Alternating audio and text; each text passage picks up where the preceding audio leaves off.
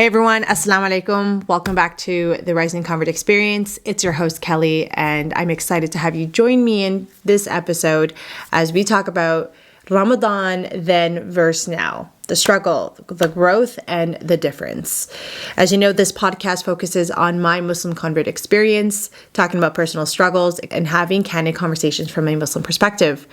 To stay notified on what we got going on here, hit that bell and subscribe button and give us a follow on Instagram at Rising Convert. I hope you enjoyed this episode, and let's get straight to it.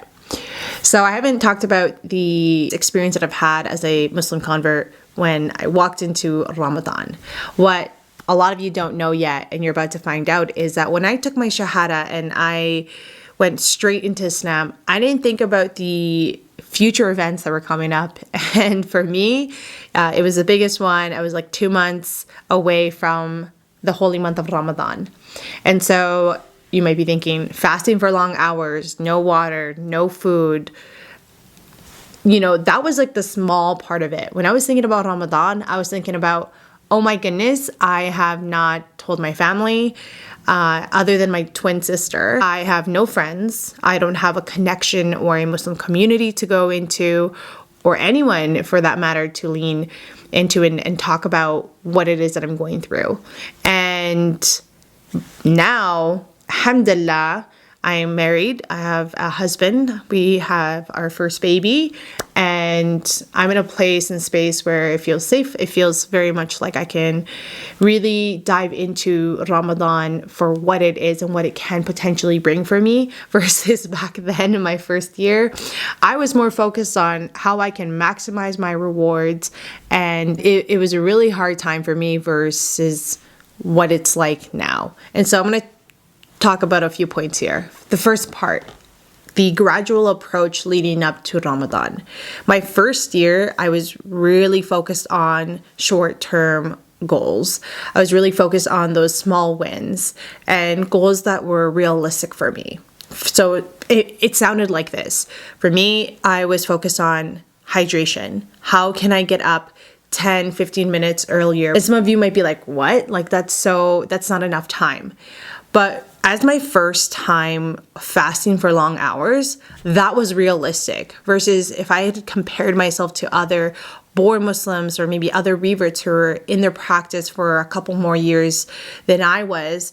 They were waking up like an hour before, having a nice peachy calm morning before like fajr, and so that way they can really digest their food and have all the things. For me, I was like, I need to get up so it doesn't look so suspicious, so nobody can hear me.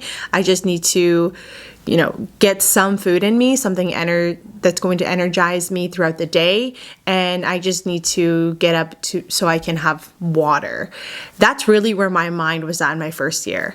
Alhamdulillah, now if I don't get up like with an hour before, fajr, It's because it's a choice, or it's because I'm tired. There's no stress really along the feeling of having to get up to have suhoor and to pray for fajr. So alhamdulillah, it's a very different experience, whereas back then there was a lot of anxiety, thinking about being caught, thinking about somebody watching me, thinking about why my mom would maybe catch me and what kind of questions she will ask. So it was very stressful. So focusing on the small wins and focusing on a goal like just hydration in my first year versus now, I'm like, what kind of suhoor meals am I going to have? What kind of suhoor meals am I going to make? My goal is to prep for suhoor, the night prior. I didn't have the ability to do that in my first year. Nobody knew. So I didn't really have that ease. And alhamdulillah, now I have that ease so I can plan it out. So my approach then versus now is it's still similar. Like I have a slow pace and I take it step by step. Just the, I guess, emotional distress or the emotional stability that I had then versus now has completely changed in these past 5 years. The second thing, seeking guidance. So, I always think seeking guidance into your practice, into like knowledge that you're going to have as a Muslim, is a continuous thing, something you should be doing throughout the year. And it's not always a thing that you want to weigh on only on the holy month of Ramadan. The seeking guidance point is learning as we go. So I've already mentioned my view on how this should be just a continuous practice. But in the holy month of Ramadan, my first year, it really supported me because I was asking questions of what breaks my fast? What is the best way to pray, Salat al-Layl, so the night of Qadr, like these 10 big days. I knew about them. And I was like, how can I make the most out of these days? And how should I be praying? The other part that I was thinking about is challenging the views that everyone was sharing at me. It was very overwhelming. Not only my fasting, but because I was seeking guidance, there was a lot of information that was getting thrown my way. And I'm just simply the kind of person that doesn't just always digest. I need to read up on what's happening. I need to read up on what people are telling me. I want to watch videos. I want to ask these questions. I want to know where this information is coming from. And so seeking guidance helped me in the way of understanding and being able to continue with the pace that I was going, and also at the same time feel comfortable to set out realistic goals for this spiritual practice of mine going into the holy month of Ramadan. Now, I remember reaching out to online communities. So there was a moment where I was also learning a lot about iftar and the nightly prayers when I was attending these online iftars. And that was really the only connection that I had in my first year of Ramadan. And it was honestly awkward. I just felt so uncomfortable during these iftar nightly prayers with people online in Zoom because one, sometimes the sound is so muffled, you can't really hear what's going on. Everyone's kind of sharing. There's a lot of questions being asked. There's just so many things. So we say like reaching out to your local mosque or, being able to watch YouTube videos and really looking at sites that their credentials and where the information is coming from really makes a big difference. I remember one time someone was telling me about prayers and how it goes and how it should be done, or if you don't do it the right way, then it's no longer valid, or your fast is no longer valid. And certain things like that really scared me. So seeking guidance helped me get through the tough times of Ramadan. It also helped me understand the holy month of Ramadan better. And it allowed me to, again, set more realistic goals. I'm going to do the best that I can, like setting my intention continuously and saying it in Arabic. It's just a practice that's brought harmony, brought emotional stability, and made my connection with God deeper because there was a lot that was unraveling when I'm seeking guidance. A lot of great things I want to put an emphasis on. And of course, when you find new things, sometimes the emotion of distress comes with it when you're entering something new, but nothing can overcome that feeling other than your connection with God, truthfully. So alhamdulillah, like that worked out well. Now, seeking guidance today looks very different. I have my in-laws, my husband's family, I have my husband alone, I have a group chat, 2 group chats actually that I'm a part of, which I absolutely love because I love all the questions that get asked in there. There are people very similar to me, if not even like there's a group chat that I'm a part of that's with youth, and I'm like, I have a youthful mindset still, learning a lot about Islam. I still see myself as someone who's, new. So I love being able to take that information and apply it, and being able to share it with my daughter and be able to share it with my husband whenever I think something is new and it arises and it kind of gets the conversation flowing and going when we're talking about our own practice and what we do at home.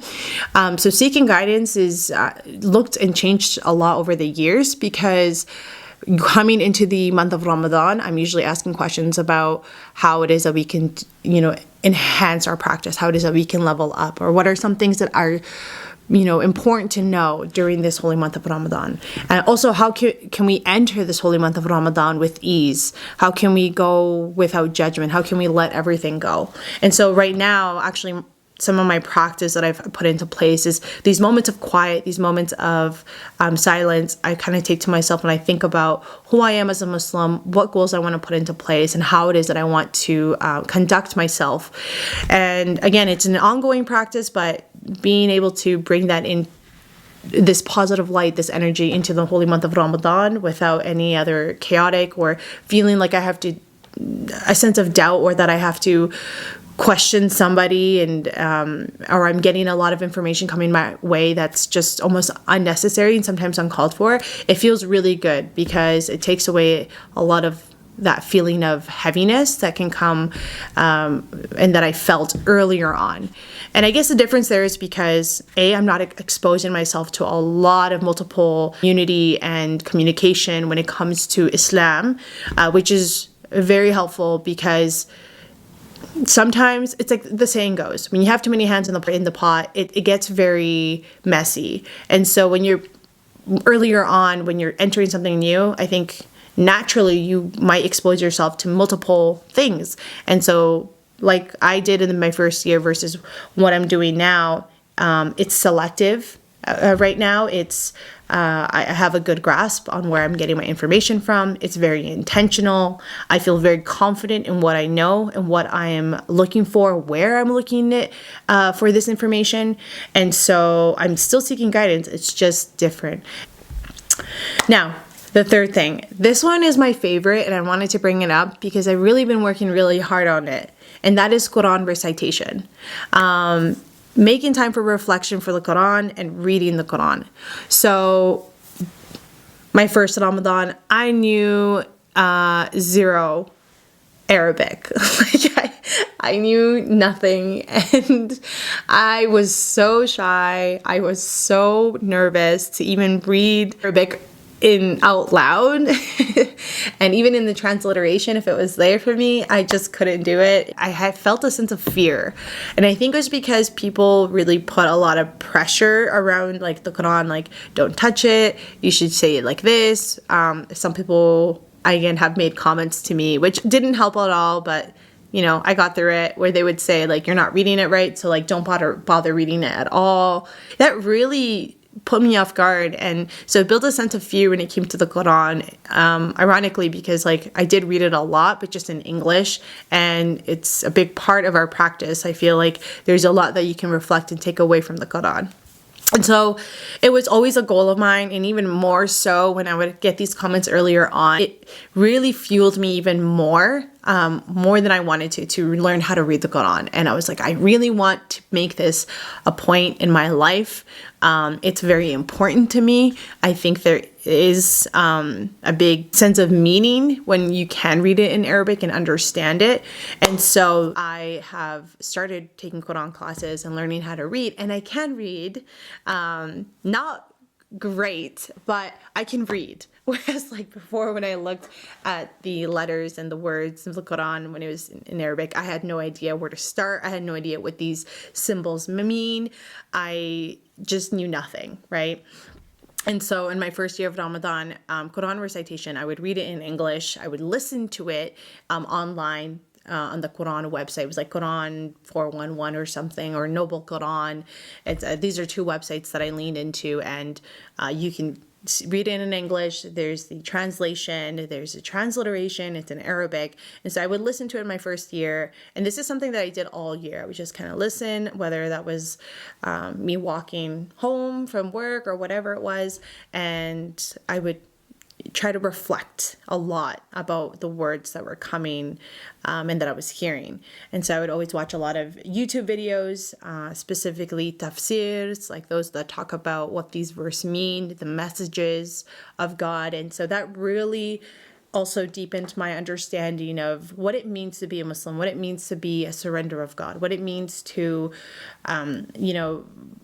conduct yourself as somebody who is, believing in this religion, and someone who, like myself, at one point I wanted to be able to share and speak on this religion.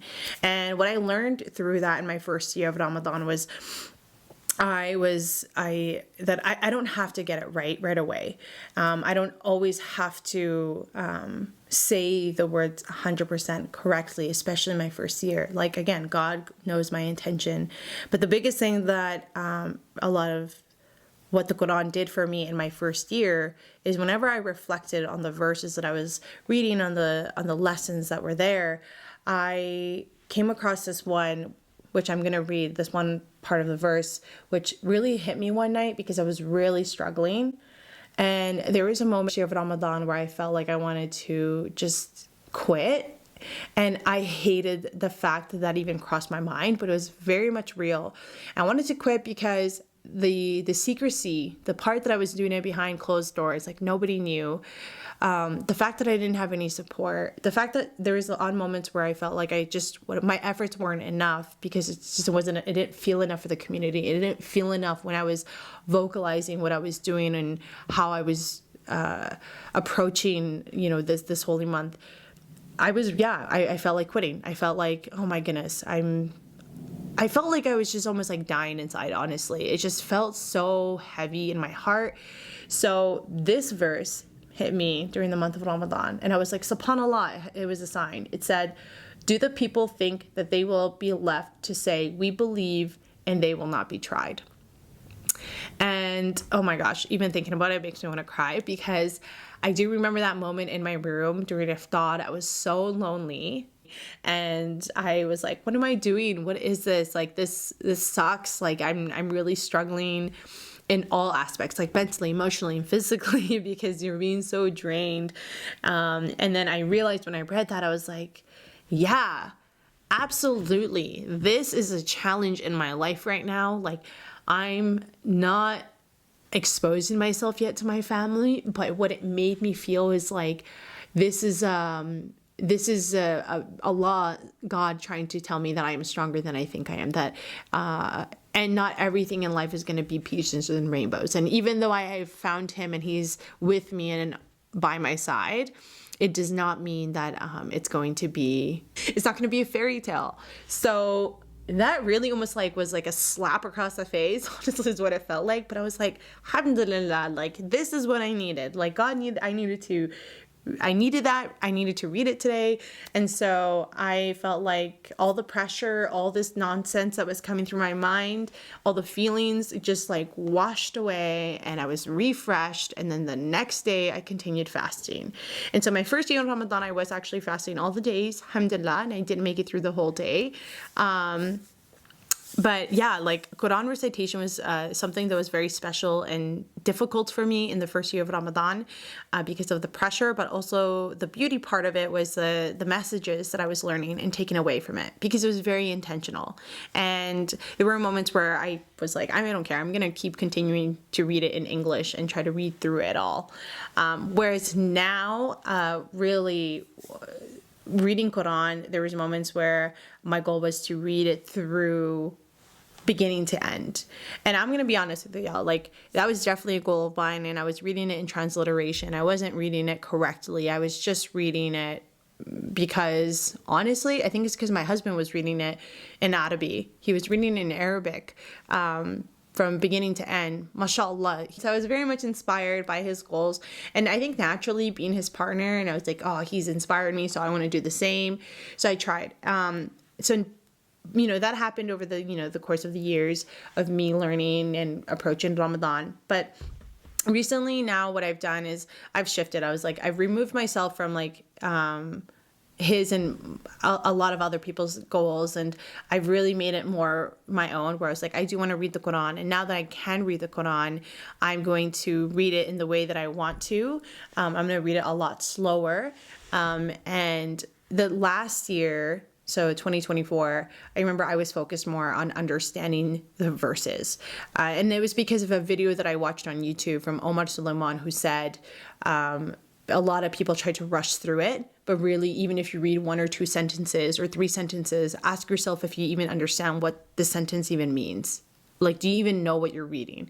And I was like, 100%. I don't know everything. And even though I have listened and I have done my own tafsir, I'm at a place right now where I'm like, I just learned how to read the Quran. So I'm going back to square one, where I'm like, okay, I'm excited about this new goal that I've achieved. I'm going to take it with me through the month of Ramadan. And I'm going to, again, focus on just understanding the verses. So less pressure, realistic goals again.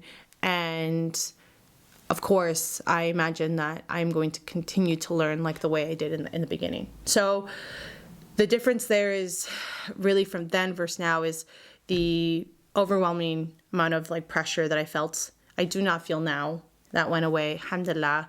But the teachings and the lessons and my goals, They're very much similar in some way. Now, personal growth. This is a point that I made to have in the beginning of my journey as a Muslim, and that is celebrating progress. So my first year of Ramadan, I really did celebrate my progress along the way. So my first year, I've celebrated the fact that I was fasting. End of the night, I would tell myself, okay, what have I learned? How have I grown? What are some new things that I'm excited to apply the next day or apply in my life, moving forward? And so these are things that really made me feel a lot lighter. It also made me get through those tough days, like I said, that I had during my first month of Ramadan. And it reminded me that every effort does count. And it did remind me that every step does matter. Now, celebrating progress, it looks a little bit different, because before I was celebrating the fact that I was fasting all day, where now I am not so much focused or celebrating the fact that I fast all day. It's been well over almost like 5 years of me doing this, so it's not the same. I celebrate what I have done for my family. I celebrate the knowledge more so that I've obtained during the month of Ramadan. I also find myself celebrating less. And some of you might be like, what? And it's because I have grown as a Muslim. I believe the holy month of Ramadan isn't necessarily so much about celebrating, but more so reflection. And so because my perspective has shifted more on reflection and thinking about who I am, what Allah subhanahu wa ta'ala wants us to do, how others in the world are responding to, for example, what's going on in Gaza, what's going on in Palestine, what's going on in the world, it makes you think about what you have. And I think during the month of Ramadan, humility is a big thing, big value that comes to mind for me. And my husband and I always talk about it, like, where can we give back? What are some things that we can do? How can we change? And we remind ourselves a lot of what we don't have. So the end of iftar, it's like, alhamdulillah, there's food. All praise to God. We have a spread. We have family we're coming home to. I have a child who I'm able to enter this holy month with. Alhamdulillah, a very fruitful and healthy thing to have that not others have. And so really it's shifted for me. I see my personal growth as who I'm becoming, what I'm becoming as a person in this world. And with that, it's like, again, less celebration and more time for myself and more moments of silence and less moments of talking about what we've done that's good, what we've done that's great. No. The reason it worked for me in my first year of Ramadan, it's again because it's so new that I think as a Muslim convert, you're constantly almost fighting to prove yourself. You're constantly fighting to even stay in it. You're constantly fighting to not have this doubt that might be creeping in, consume and overcome the decision that you've initially made, which is you believe in Islam, you love Islam, you want Islam as your way of life. And so it's a very different approach. Whereas you're surviving, I feel like for me, I was surviving my first month of Ramadan, versus now I'm not surviving, I'm thriving, inshallah. And inshallah, we all thrive. Okay, honestly, that's pretty much all the points that I have for this episode. But yeah, to all of you who are coming into Ramadan, if it's your first time, I always say take it one step at a time. Be kind to yourself. The effort and the approach that you're currently having, it makes sense for you. It's what's right for you in your journey, and you're not alone. And really, I truly believe that you're probably already doing better than you think you are. And if that's something that you need to hear, I am happy to share that with you, because it's really, I get it. It's really something that can be beautiful and tough when it comes to your first time. And this is an example, I'm an example of, over the years, inshallah, it gets better, it gets easier, it becomes more rewarding because of all the trials and adversity we have to face through. And for those of you who are wondering, when did I tell my family? Actually, subhanAllah, after that holy month of Ramadan in my first year, I knew right away that I did not want to experience Ramadan like that again. It was just too distracting. It was really a moment of, it was a powerful moment where I realized I need to take ownership of my life. I'm becoming a woman. I am a woman. I need to really make a tough decision. And as tough of it as, you know, it is going to be, I needed to come clean. And so I think it took about 2 or 3 days after where I worked up the courage to have a conversation with my mom. I sat her down, have a conversation with my dad. It was in a car, and telling my brother, my older brother, was very nerve-wracking. It was actually a really funny story. Maybe I'll share that on another episode. But yeah, I did work up the courage shortly after my first Ramadan. And subhanAllah, like Allah subhanahu wa ta'ala, I truly believe, gave me the strength and allowed me to really see how resilient I can be and how hard stuff can be, but I can overcome it. Because it was a very hard Ramadan, my first one.